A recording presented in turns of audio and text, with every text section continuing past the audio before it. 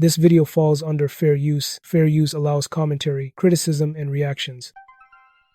What's up? Back with another one. So today, I'm going to show you this clip of Cameron breaking down Sebastian Telfair moving back to the hood. Check this clip out. So, breaking story about Sebastian Telfair. He explains that he had to move back to the projects after losing 19 million he made in the league. So he opened up about how he went from making millions in the NBA to having to move back to mermaid houses in Coney Island in the first episode of his new documentary.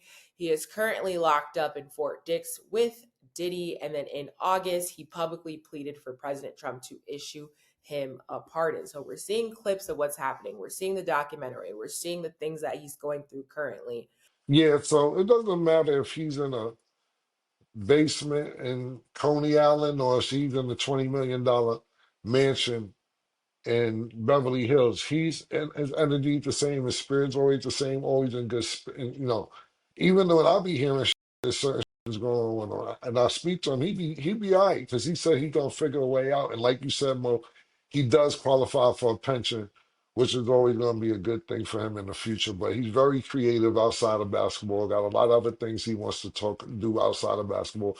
And not only that, I think that he'd be great in the podcast space because he has bold takes, very opinionated. I don't even agree with a lot of that he be talking about basketball wise. He be bugging the out in my opinion. That's a little bro, but he be bugging the out.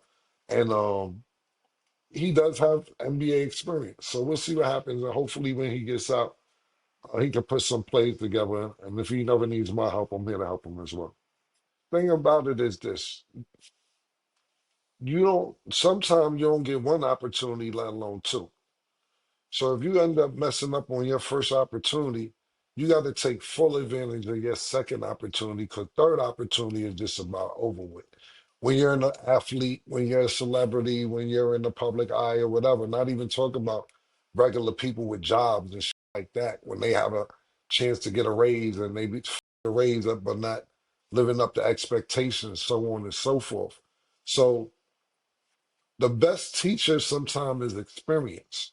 And Yeah. I tell people that, you could go to school all you want and study for all this, but it ain't gonna equal up to experience. I had a friend of mine, not even being funny, very well educated, etc. He was, it was the recession going on, everything else. Went to be a dog catcher, and they, that man. He went to be a dog catcher. They told him he was overqualified. Had all these degrees and shit. They like, yo, man, you can't be out here catching dogs. And he said, recession, I need to get some money. You got all these qualifications, but if it don't matter in the field that you're doing it right now, it don't matter.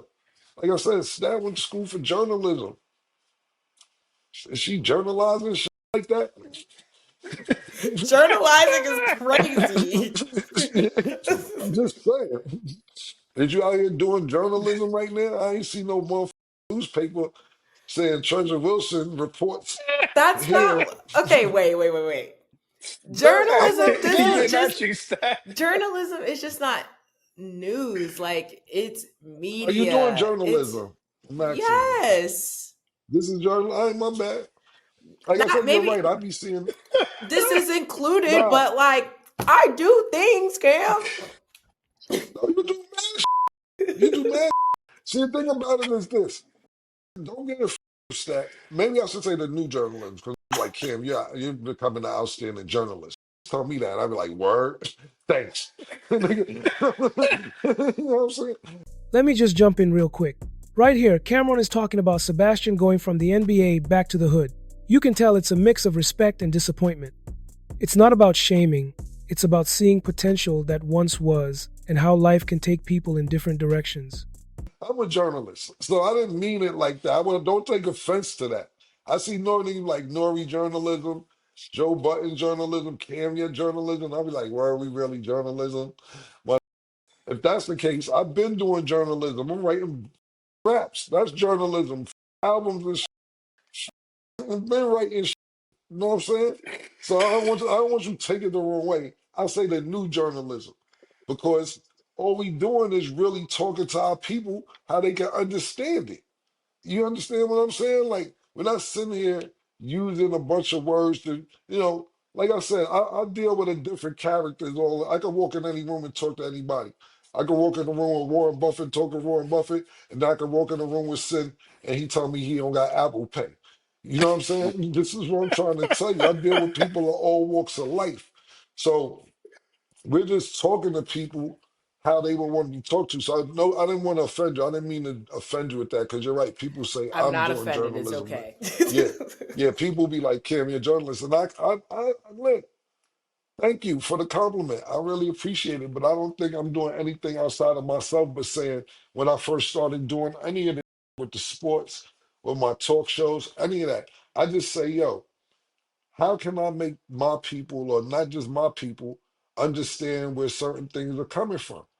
Because, like I said, I hate to keep bringing up certain things in the hood, right? He'd be like, yo, I'd be like, yo, you did the due diligence on that? And he'd be like, what's that mean? I'll be like, no, the research. Why you just couldn't say that I do the homework on it? Why you gotta use due diligence? How you said what you said? Why you gotta do all that? Look, man, stat know this shit, Mo. I'm gonna keep it 100 and I'm gonna keep it a buck. Sometimes stat don't be up to par with the hood journalism, man. I call stat the other night. I say, yo, what's philanthropist mean? She ain't know like that. Off the top. Off the Just top. It kidding. took me a second. What's up? So what are my thoughts about this? Here's the thing. Cameron breaking down Sebastian Telfair in the hood is really one of those moments that hits differently. It's not about judging or calling anyone out. It's more about seeing how life can shift for someone who was once on a completely different trajectory. There's this sense of sadness, but it's mixed with understanding. Cameron isn't mocking Sebastian. He's just pointing out that the path from the NBA back to the streets is tough, and it's a reality many people might not fully appreciate. What's interesting is the way Cameron speaks. He frames it in a way that feels like a life lesson, not a roast, and you get the idea that he's talking from experience. You start thinking about how so many people get a glimpse of success, but circumstances, timing, and choices can influence where they end up, and it's a reminder of how fragile careers in sports or music really can be. Another thing that stands out is the authenticity in his words. He's not pretending to have all the answers, and that's what makes it resonate. For some viewers, it might come off as harsh, but is really grounded in reality. It's the kind of conversation that makes you reflect, not just laugh or react. It's heavy in perspective, and that's what makes it worth watching. You can't help but think about potential, opportunity, and the realities of life outside of the spotlight. Okay, so drop a comment, smash that like button, and make sure you subscribe for more videos like this, and I'll see you in the next video.